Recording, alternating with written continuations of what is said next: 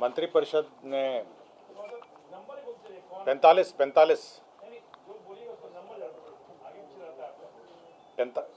पहले नमस्कार।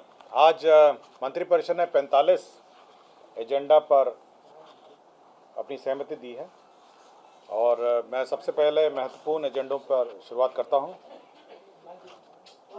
सबसे महत्वपूर्ण एजेंडा जो तीन महत्वपूर्ण एजेंडा हैं, उसमें अनुसूचित जाति जनजाति कल्याण विभाग का एजेंडा था। इसके अंतर्गत जो बिहार महादलित विकास मिशन के माध्यम से संचालित योजनाएं हैं, उसको संचालित करने के लिए राज्य में विकास मित्र की नियुक्ति हुई थी।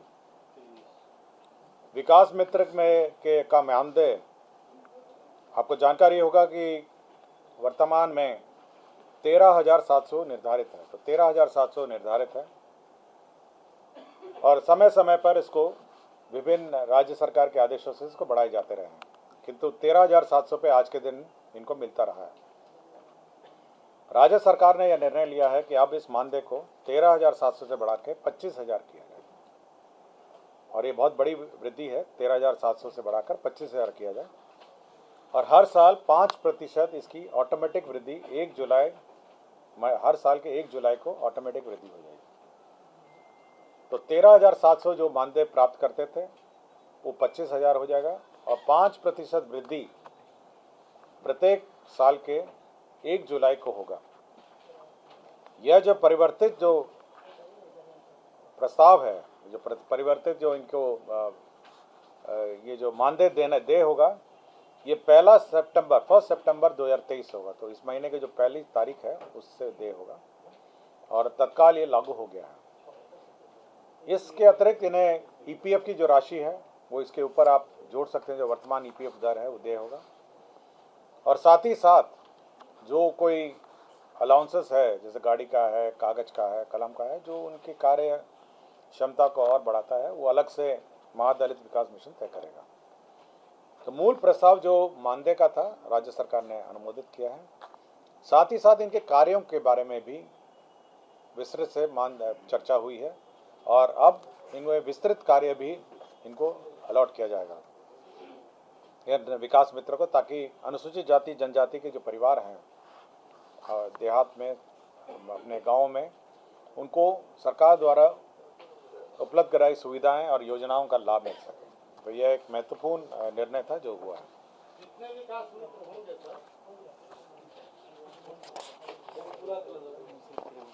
पता है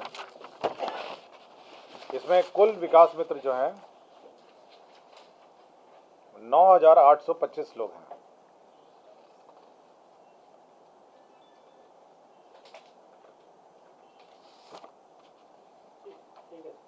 ठीक है, और सरकार को जो देय होगा, मतलब जो कुल राशि है ईपीएफ और ये सब जोड़ के, वह 28,250 होगी। मतलब अगर 25 इस पर कैलकुलेट आप करिएगा तो सरकार को ईपीएफ सब जोड़ के 28,250 रुपये होगा।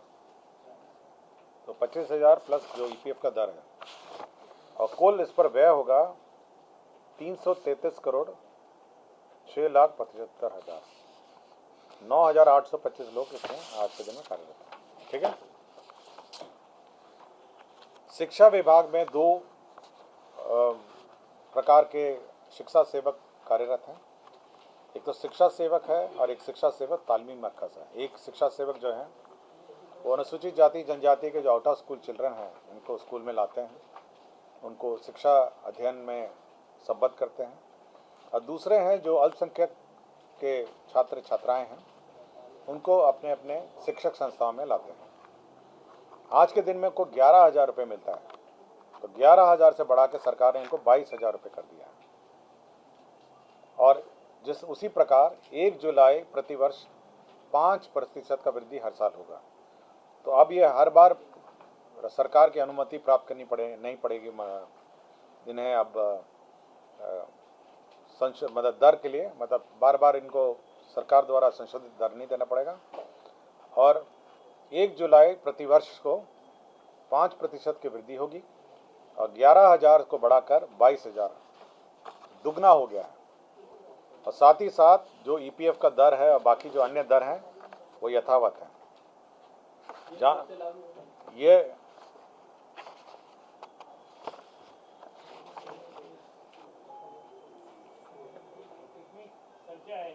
इनकी संख्या मैं बता देता हूँ आपको।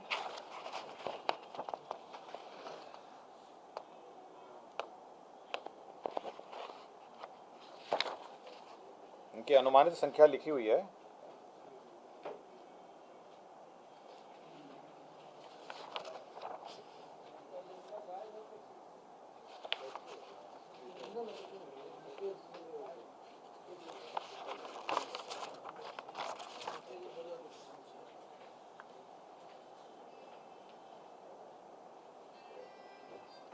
इसमें जो अनुमानित लिखा है मैं बता देता हूँ। 20,000 महादलित टोलों में कार्यरत हैं और 10,000 तालीमी मरकज़ों में कार्यरत हैं। तो मोटा मोटी 30,000 के आसपास है। थोड़ा मोड़ा कम है, मतलब 1900 समथिंग कुछ होगा और ये 9,000 समथिंग कुछ होगा। तो 20,000 महादलित टोलों में हैं और 10,000, तो कुल मिला के 30,000 लोग हैं ये। और इसी पर अनुमान किया है कि और इसी पर कैलकुलेशन भी किया गया। तो ये दो महत्वपूर्ण वर्ग हैं, जो एक तो है विकास मित्र का जिसका मानदेय का निर्धारण किया गया है, और दूसरा तालीमी मरकज़ और जो शिक्षा सेवक हैं जो अनुसूचित जाति जनजाति को शिक्षा में आउट ऑफ स्कूल चिल्ड्रन को लाते हैं। और अब इनके बारे में जो कार्य है अब बहुत ही लंबी, अब काफ़ी इनका विस्तृत इनका कार्य हो गया है, जिसमें सभी बच्चों को 75% न्यूनतम अटेंडेंस सुनिश्चित करना है। मतलब सब जो बच्चे लाएंगे, और अगर कोई शिक्षक अनुपस्थित होगा तो क्लास 1 और क्लास 2 की कक्षा भी लेंगे ये लोग। मध्याह्न भोजन कैसे संचालित है उसकी समीक्षा करेंगे, और जो ब्लॉक रिसोर्सेज केंद्र हैं और वीसी के माध्यम से ये अपनी हाजिरी भी लगाएंगे ताकि इनका हाजिरी हो सके। चिकित्सा जांच बच्चों का कराएंगे और खेल कूद में इनको संबद्ध करने के लिए मदद करेंगे। तो इनका जो कार्य है अब काफ़ी इसका विस्तार बढ़ गया है और ये रेगुलर जॉब की तरह अब ये कार्य करेंगे। पहले आंशिक रूप से करते थे, बच्चों को स्कूल लाते थे और यही उनका मुख्य दायित्व था, लेकिन अब इनका जो कार्य है ये काफ़ी बढ़ गया है। और अब ताकि जो इन दोनों वर्ग जो अनुसूचित जाति जनजाति और तालीमी मरकज़ में जो अल्पसंख्यक हैं, अब इनका शिक्षा का जो स्तर है उसको सुधारने का भी अब जिम्मा इन शिक्षा सेवक और शिक्षा सेवक तालीमी मरकज़ को दिया गया है। ग्रामीण सड़कें जो खराब हो गई हैं, अत्यंत खराब भी हो गई हैं, राज्य सरकार बनाती है, समय समय पर मरम्मती भी करती है, लेकिन कुछ सड़कों का जो एंड ऑफ लाइफ जिसको कहा जाता है कि अब मरम्मती लायक नहीं रह गई हैं, उनका पुनः बनाना पड़ेगा। तो इसलिए अब राज्य सरकार ने ग्रामीण कार्य विभाग का एक प्रस्ताव था जिसमें मुख्यमंत्री ग्रामीण सड़क उन्नयन योजना करके उन्होंने स्वीकृति करने का प्रस्ताव है। और इसमें करीब जो राशि है जो व्यय होगा अब ये मुख्यमंत्री, इसमें करीब 10,000 किलोमीटर ग्रामीण पथों का पुनर्निर्माण और उन्नयन होना है और करीब 10,000 करोड़ का इसकी राशि लगेगी 2023-24, 24-25 और 25-26। हाँ 1,000 करोड़, मतलब अब पूरा ऑलमोस्ट नया बनाना पड़ेगा क्योंकि एंड ऑफ लाइफ हो गया है।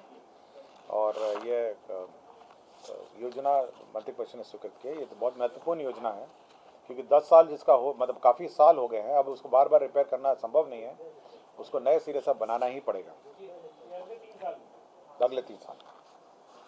बिहार राज्य उच्च माध्यमिक विद्यालय प्रधानाध्यापक नियुक्ति स्थानांतरण अनुशासनिक कार्रवाई सेवा शर्त संशोधन नियमावली 2023। आपको याद होगा कि जो हेडमास्टर की नियुक्ति के लिए सरकार ने एक नियमावली बनाई थी और यह कार्य जो वर्तमान शिक्षा बहाली है उसके पूर्व हेडमास्टर की बहाली शुरू हुई थी बीपीएससी के माध्यम से, और यह मंत्रिपरिषद ने स्वीकृत किया था।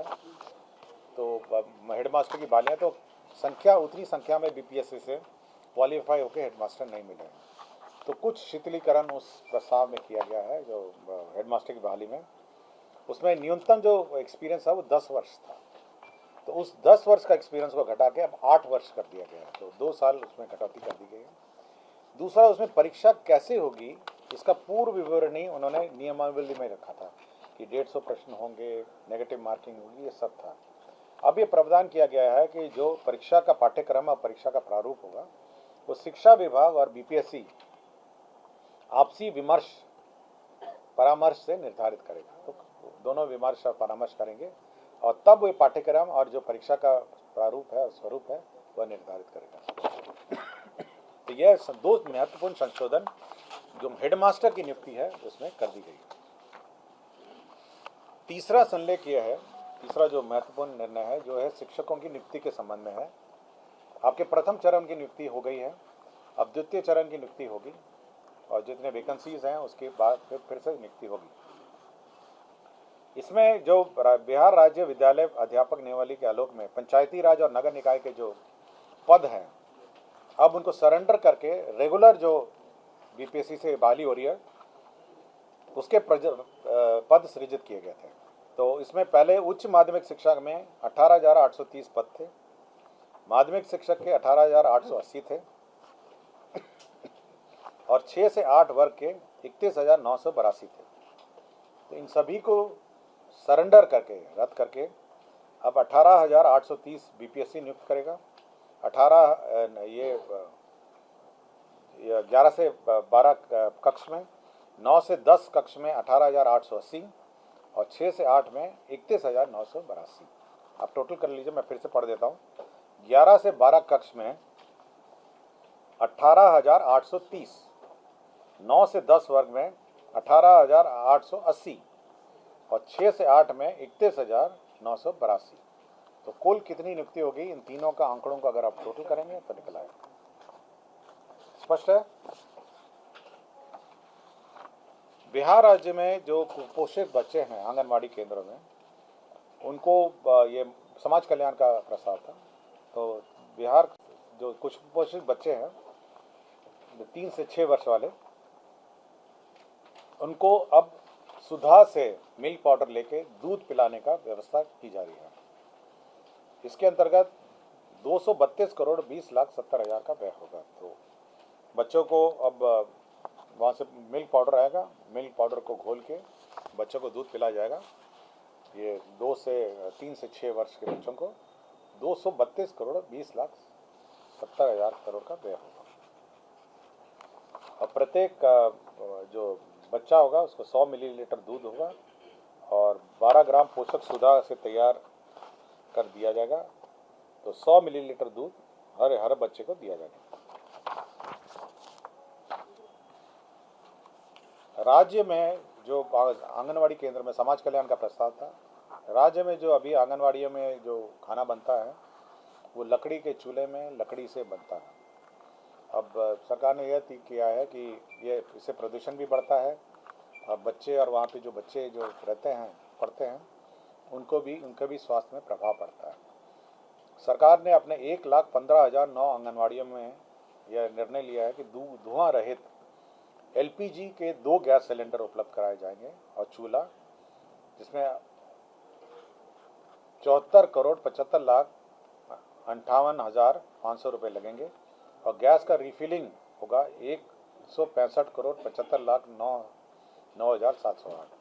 तो अब गैस से खाना बनाया जाएगा आंगनवाड़ी केंद्रों में, क्योंकि लकड़ी का जो चूल्हा है उससे प्रदूषण बढ़ता है और बच्चों की सेहत में भी असर होता है। तो गैस सिलेंडर चूल्हा का क्रय होगा और उसका रिफिलिंग होगा। तो 2 मिला के 74 करोड़ 75 लाख 58,500 और साथ ही साथ गैस रिफिलिंग का 165 करोड़ 75 लाख 9,708। विभिन्न शहरों में जो नगर विकास आवास का प्रस्ताव है, विभिन्न शहरों में जो जल निकासी की योजनाएं आज स्वीकृत की गई थी और इसमें सबसे पहला जो ये आत्मनिर्भर बिहार के 7 निश्चय 2 के अंतर्गत है। सबसे पहला है जहानाबाद नगर परिषद में जल निकासी का जो स्ट्रॉन्ग वाटर ड्रेनेज जिसको हम लोग कहते हैं, उसमें 49 करोड़ 20 लाख का योजना स्वीकृत हुआ। तो स्ट्रॉन्ग वाटर ड्रेन जहानाबाद में 49 करोड़ 20 लाख का योजना स्वीकृत हुआ जहानाबाद नगर परिषद क्षेत्र में। इसी तरह सीतामढ़ी नगर निगम क्षेत्र में, सीतामढ़ी नगर निगम क्षेत्र में जो जल निकासी की योजना है strong water drainage, 104 crore 56 lakh की योजना स्वीकृत हुई। सीतामढ़ी नगर निगम क्षेत्र में जो जल जमा होता है उससे निजात पाने के लिए 104 करोड़ 56 लाख की योजना स्वीकृत हुई। इसी तरह नगर विकास आवास विभाग का प्रस्ताव था बोध गया नगर परिषद क्षेत्र में, बोध गया नगर परिषद क्षेत्र में 91 करोड़ 18 लाख रुपए की योजना स्वीकृत हुई। तो 91 करोड़ 18 लाख की योजना में बोध गया में जल निकासी स्टॉर्म वाटर ड्रेनेज का निर्माण किया जाएगा। पूर्णिया नगर निगम क्षेत्र में 27 करोड़ मतलब 87 करोड़ 46 लाख रुपए का स्टॉर्म वाटर 87 करोड़ 46 लाख 87 करोड़ 46 लाख रुपए का स्टॉर्म वाटर ड्रेनेज सिस्टम की योजना स्वीकृत की जाएगी पूर्णिया नगर निगम क्षेत्र में।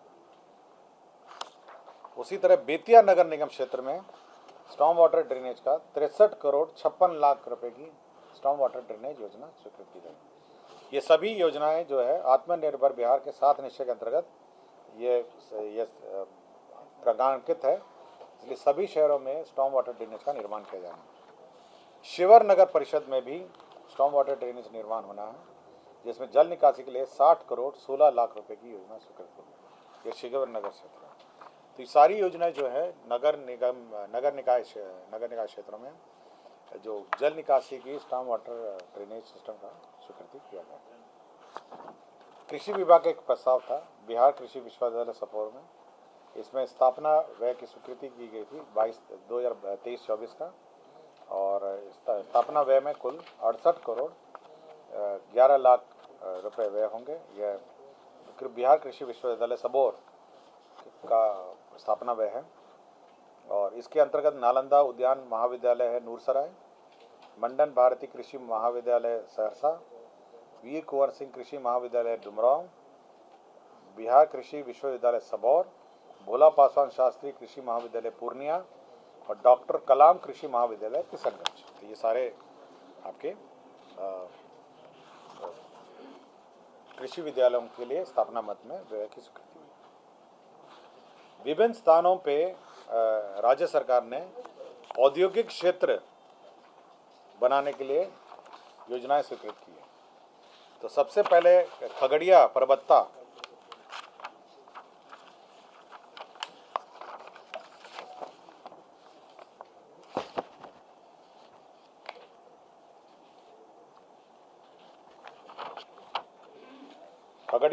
अंचल मौजा सौड़ थाना संख्या 347, इसमें रकबा 100 एकड़ के गैर मजरा भूमि है खगड़िया में। इसमें इंटीग्रेटेड मैन्युफैक्चरिंग क्लस्टर के लिए बियाड़ा को 67 करोड़ 50 लाख रुपए में बियाड़ा को भूमि स्थानांतरित किया गया है। तो अब खगड़िया में 100 एकड़ में इंटीग्रेटेड मैन्युफैक्चरिंग हब बनेगा। इसी तरह मानपुर गया, आपको याद होगा मानपुर गया में बुनकर जो हमारे जिसको बुनकरों का बड़ी तादाद में बुनकर है मानपुर गया में, ये उनके लिए ज़मीन उनके मैन्युफैक्चरिंग क्लस्टर के लिए गया जिला अंतर्गत मानपुर अंचल मौजा शादीपुर थाना संख्या 246 खाता संख्या 338 करीब 23 एकड़ अनाबाद बिहार सरकार को 6 करोड़ 21 लाख रुपए भुगतान पर बियाड़ा को हस्तांतरित किया गया, ताकि मानपुर में इंटीग्रेटेड टेक्सटाइल क्लस्टर बनाया जा सके। तो गया में मानपुर में एक इंटीग्रेटेड टेक्सटाइल क्लस्टर बनाया जाएगा, इसके लिए ज़मीन स्थानांतरित की गई। साथ ही साथ मधेपुरा में करीब 146 एकड़ अनाबाद बिहार सरकार की 28 करोड़ 25 लाख 10 हज़ार रुपये में बियाड़ा को उद्योग के लिए स्थानांतरित ज़मीन किया गया। तो ये 3 औद्योगिक क्षेत्र हैं जहाँ पे ज़मीन स्थानांतरित किया गया। पटना जिला अंतर्गत पटना सदर अंचल में मौजा दुजरा में यह मेट्रो के लिए जो लास्ट स्टेशन है उसकी ज़मीन के लिए ये करीब 10.69 डेसिमल ज़मीन है, 10 एकड़ 69 डेसिमल। तो 10 करोड़ 38,912 रुपये में कुल 38,93,000 रुपये में भुगतान पर Patna metro rail corporation limited के लिए नगर विकास आवास को भूमि का स्थानांतरण किया गया।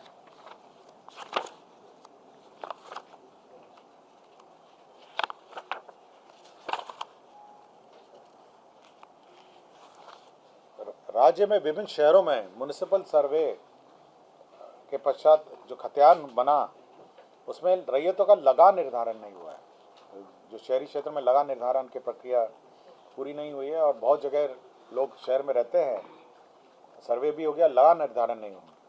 तो वन टाइम लगा निर्धारण और रेंट रोल बनाने के लिए सभी शहरी क्षेत्र में एडीएम जो हैं उनको लगा निर्धारण के लिए की शक्तियाँ प्रदत्त की गई हैं।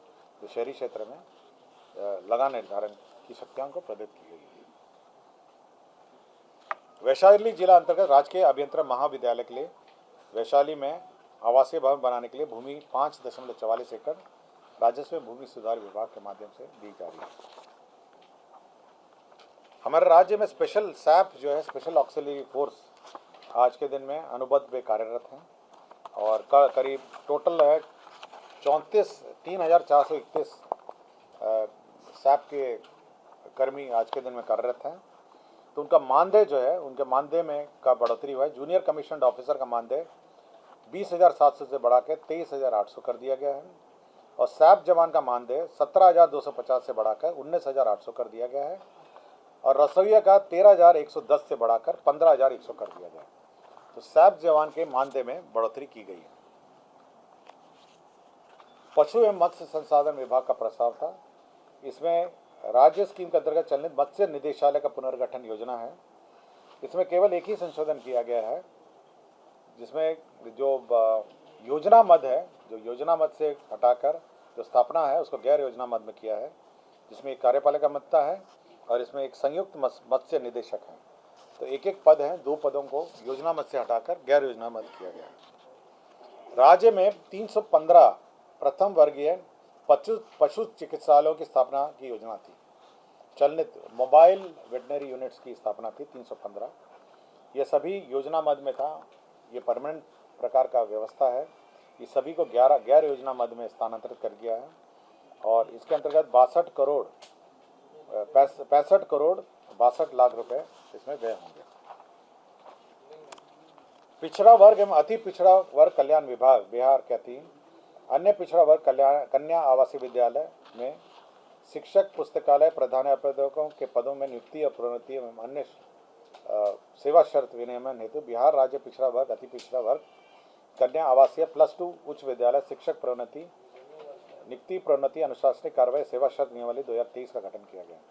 इसमें जो हमारे आवासीय विद्यालय हैं उसमें जो शिक्षक हैं अब उनकी भी नियुक्ति होनी है और उनकी सेवा शर्त क्या होगी, उसका क्वालिफिकेशन क्या होगा, यह तय किया गया है।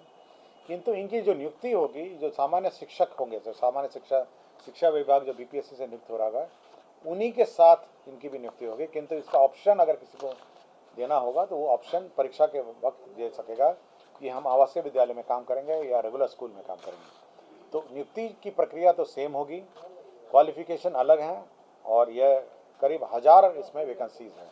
तो करीब 1000 के आसपास इस आवासीय कन्या आवासीय और पिछड़ा आवासीय विद्यालय में नियुक्ति होगी। बीपीएससी करेगा। जो बीपीएससी की सामान्य शिक्षा की भर्ती है साथ ही होगा। करीब 1000 जो है ऑप्शन दे पाएंगे, जैसे यूपीएससी में होता है या बीपीएससी में होता है, परीक्षा एक होती है लेकिन अन्य सेवाओं में आप ऑप्शन देते हैं, तो यह ऑप्शन दे सकेंगे। बिहार उत्पाद सिपाही संवर्ग के सिपाही सहायक अवर निरीक्षक तथा अवर निरीक्षक को उत्क्रमित वेतनमान दिया जा रहा है, जिसमें पे बैंड 1 ग्रेड पे 2000, पे बैंड 1 ग्रेड पे 2800 तथा पे बैंड ग्रेड 2 ग्रेड पे 4200 में दिनांक 1/1/2006 से वैचारिक तथा 21/1/2010 से वैचारिक लाभ की स्वीकृति दी गई। तो पे रिविजन का मामला है। सामान्य प्रशासन विभाग में खगड़िया जिला अंतर्गत संसारपुर में विभिन्न अधिकारी और कर्मचारियों के लिए आवासीय भवन निर्माण की स्वीकृति दी गई है 72,26,52,000। तो जो हमारे ऑफिसर्स रहते हैं, पदाधिकारी कर्मचारी हैं खगड़िया जिला में, उसके अधिकारी और कर्मचारियों का आवास बनेगा। सिमुलतला में आपको जानकारी होगा कि आवासीय विद्यालय है जमुई में। सिमुलतला सबसे मॉडल स्कूल की तरह है। इसका पुनरीक्षित प्राक्कलन की स्वीकृति की दी गई है 37,16,00,000 रुपये। इसकी पुनरीक्षित पूर्व में यह पुनरीक्षित प्राक्कलन 1,30,00,000 की पुनरीक्षित प्राक्कलन पुनरीक्षित प्रशासनिक स्वीकृति अवशेष राशि 37,16,11,000 की अवशेष राशि दी जाएगी।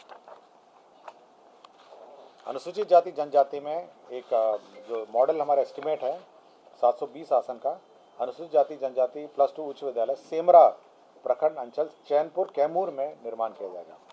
720 आसन वाला है।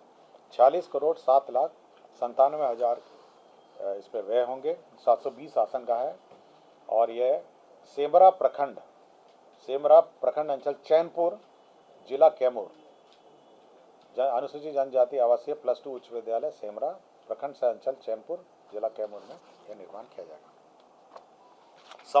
समस्तीपुर जिला अंतर्गत बागमती शांति धार बूढ़ी गंडक लिंक योजना, यह इंटरलिंकिंग ऑफ रिवर्स जो 2 नदियों को जोड़ने की योजना है, उसके अंतर्गत समस्तीपुर जिला अंतर्गत बागमती शांतिधार बूढ़ी गंडक लिंक योजना की स्वीकृति दी गई है। इसके अंतर्गत 120 करोड़ 96 लाख 11 हज़ार रुपये का व्यय है।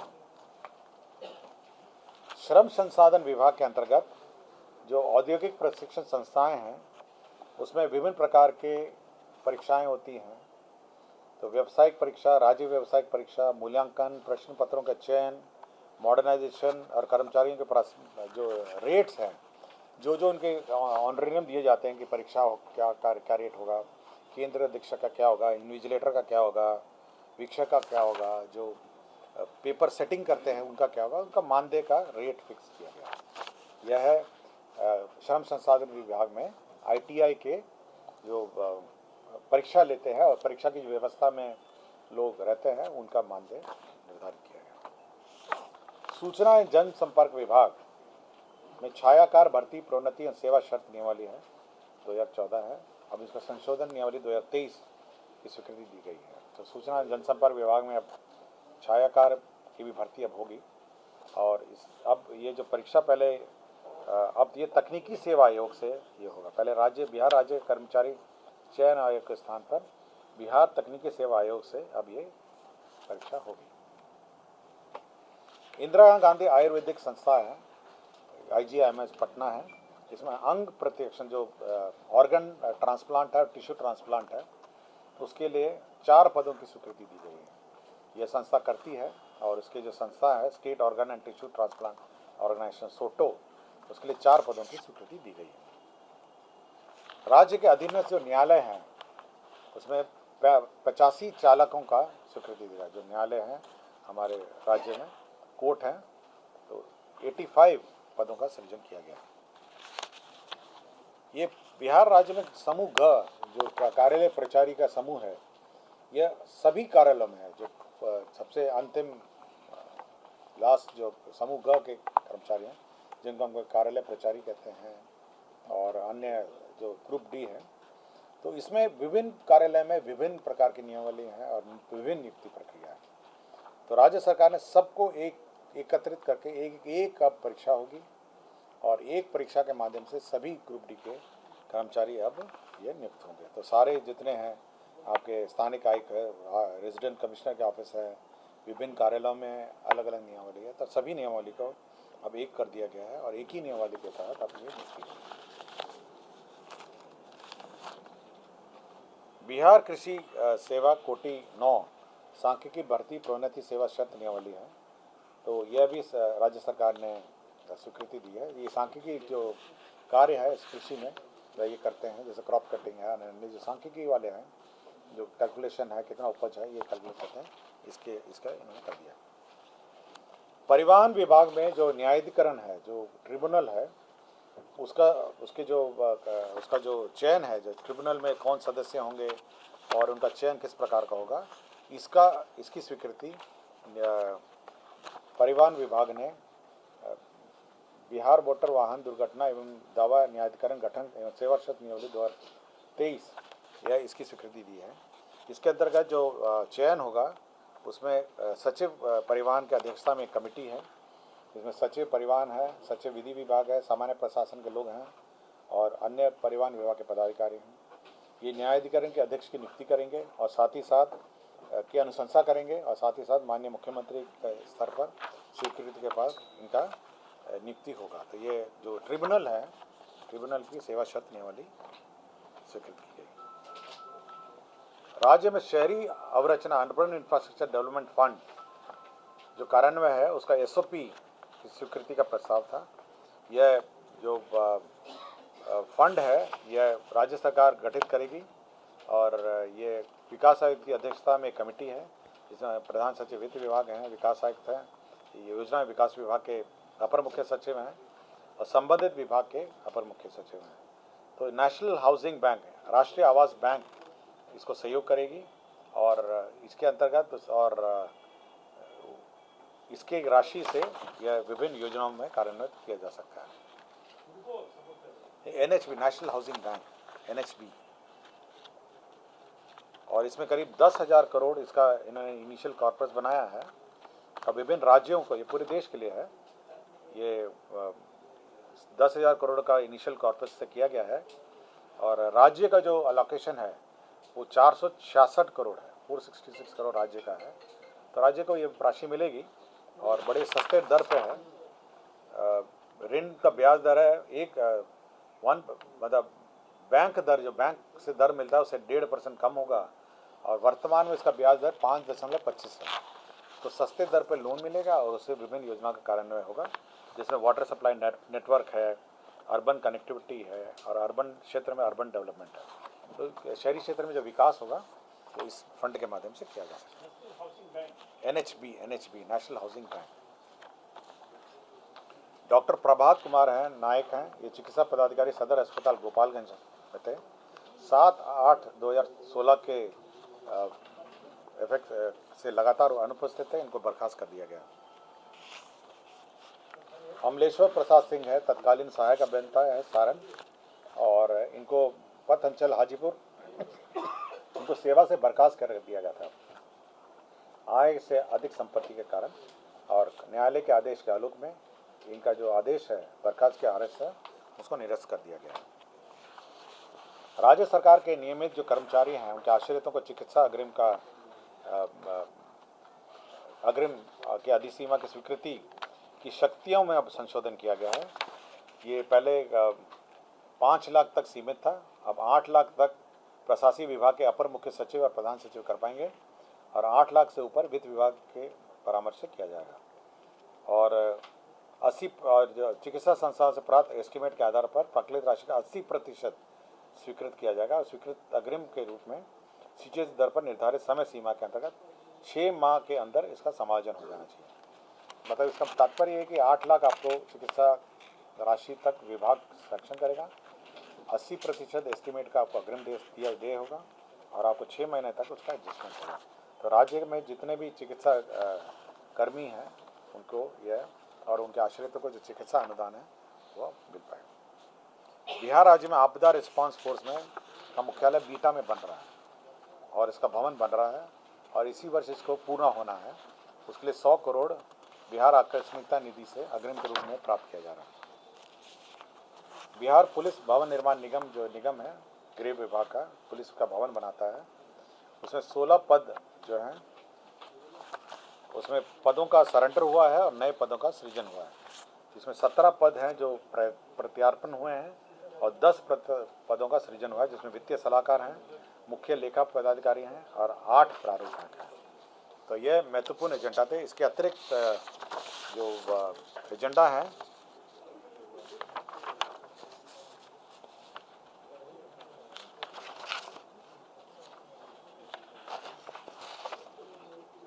जैसे वित्त विभाग का CFMS जो 2.0 है जो कार्यान्वित किया जा रहा है, जिसमें CFMS चल रहा है, जिसके माध्यम से सभी सरकारी वित्तीय लेन देन होता है, उसका जो CTMS के दर से 1,70,000 प्रति माह के दर से 15 करोड़ 30 लाख की राशि भुगतान की जाएगी। इसकी स्वीकृति मिली है।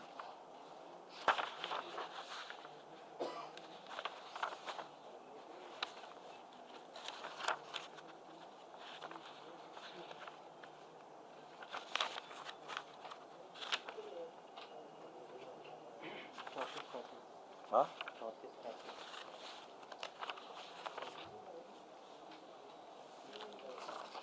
दूसरा एक मंत्रिमंडल सचिवालय का था। ये बहुत महत्वपूर्ण एजेंडा है मंत्रिमंडल सचिवालय का।